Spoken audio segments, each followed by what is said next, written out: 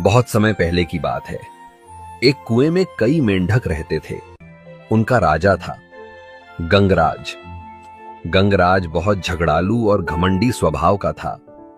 उसे लगता था कि वही सबसे ताकतवर और सबसे बुद्धिमान है। हर कुएं में उसका दबदबा था, लेकिन गंगराज हमेशा झगड़ा करने के मौके ढूंढता रहता था। हर बात में दूसरों की गलती निकालता और खुद को सही बताता। धीरे धीरे दूसरे मेंढक उससे परेशान होने लगे, पर गंगराज को किसी की परवाह नहीं थी। वो अपने कुएं का राजा था और सोचता था कि उसका कोई मुकाबला नहीं। एक दिन उसने निश्चय किया कि वो आसपास के दूसरे कुओं के मेंढकों को सबक सिखाएगा। उसने अपनी सेना तैयार की और आदेश दिया, सभी पड़ोसी कुओं पर हमला करो। लड़ाई शुरू हुई। कई मेंढक घायल हो गए, कई मारे गए। कुएं में अफरा तफरी मच गई। तभी किसी ने कहा, राजन, इस झगड़े का कोई अंत नहीं है। लेकिन गंगराज ने किसी की बात नहीं सुनी। इसी बीच गंगराज को एक चालाक नाग मिला।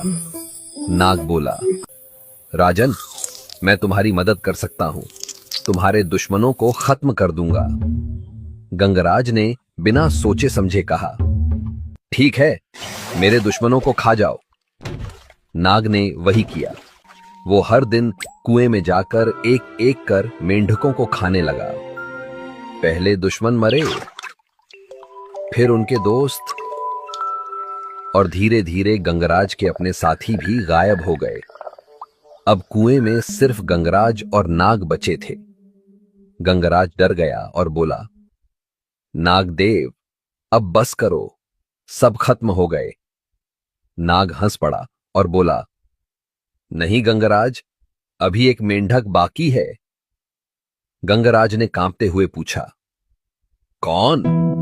नाग बोला, तुम। इतना कहते ही नाग ने गंगराज को भी निगल लिया, और इस तरह झगड़ालू गंगराज का अंत हो गया। मॉरल ऑफ द स्टोरी, जो दूसरों के लिए गड्ढा खोदता है, वो खुद उसी में गिरता है। झगड़ा और घमंड